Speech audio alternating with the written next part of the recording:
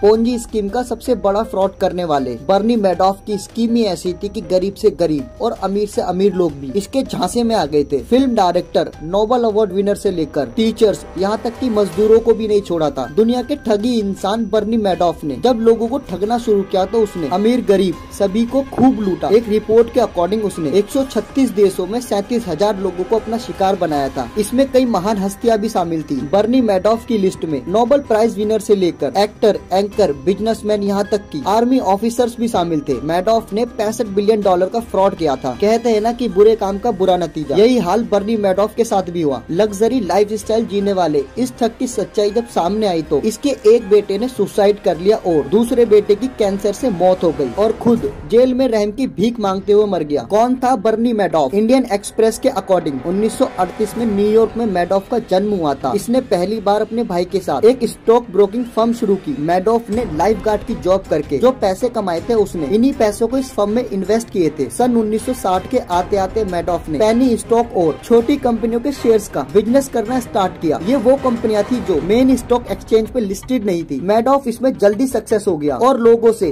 Ponzi scheme के through पैसे लेने लगा। इसकी फर्म वॉल स्ट्रीट के सबसे बड़े फर्मों में से एक हो गई। मैडॉफ जिस मकसद से पैसा उठा रहा था उसके बारे में ना तो उसके दोनों बेटों को पता था और ना ही उसके भाई को। ये सभी मिलकर इस बिजनेस को चला रहे थे। बर्नी मैडॉफ का सिंपल सा ट्रिक था, नए लोगों से पैसा लो और पुराने लोगों को कुछ पैसा वापस कर दो। लोगों को जब शुरुआत में जमकर मुनाफा मिला तो वो मैडॉफ पे भरोसा करने लग गए। शेयर मार्केट पे लगाने के नाम पर मैडॉफ पैसा लेता और फिर उन्हीं पैसों को उलट फेर करता रहता। इसके बिजनेस करने का इम्प्रेशन इस कदर बढ़ गया कि कई बड़ी हस्तियों ने इसमें पैसा लगाना शुरू कर दिया। द सन की रिपोर्ट के अकॉर्डिंग इसके इन्वेस्टर की लिस्ट में famous film director Steven Spielberg, actor Kevin Bacon और सैंडी कॉफेक जैसी हस्तियां शामिल थी। सालों तक मैडॉफ एक सेल्फ मेड फाइनेंशियल एडवाइजर के तौर पे फेमस रहा। इसने 136 देशों में कम से कम 37,000 लोगों को ठगा। इसकी ठगी का बिजनेस आराम से चलता रहता अगर 2008 में फाइनेंशियल क्राइसिस न होता। 2008 में जब फाइनेंशियल क्राइसिस हुआ तो मैडॉफ के इन्वेस्टर ने पैसा निकालना शुरू कर दिया और जो पैसा मैडॉफ के पास था वो इन्वेस्टर्स को दे नहीं पा रहा था क्योंकि वो उन पैसों से ऐश मौज कर चुका था। उसने बस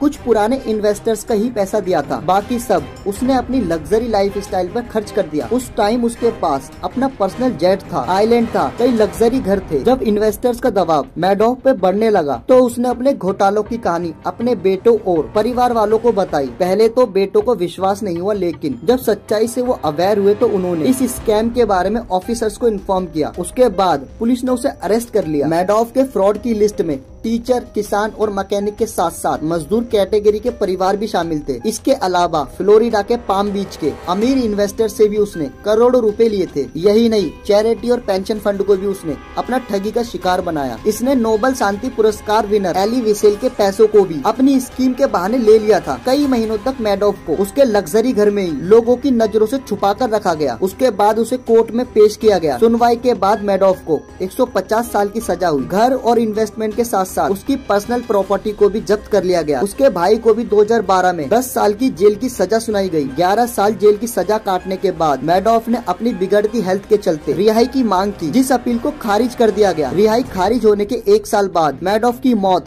जेल में ही हो गई। मैडॉफ के 2 बेटे थे, जिसमें से एक ने सुसाइड कर लिया और दूसरे की कैंसर से मौत हो गई थी। तो दोस्तों वीडियो को एंड करते हैं। ये थी स्टोरी दुनिया के सबसे बड़े ठग की। आई होप वीडियो आपको अच्छी लगी होगी। अगर आपको वीडियो अच्छी लगी हो तो इसे लाइक कर देना और मुझे कमेंट करके बताना वीडियो आपको कैसी लगी। और यूट्यूब पे ये वीडियो देख रहे हो तो चैनल को सब्सक्राइब कर देना और फेसबुक पे देख रहे हो तो प्लीज यार फॉलो कर लेना। बाकी मिलता हूँ नई वीडियो में, तब तक के लिए बाय बाय।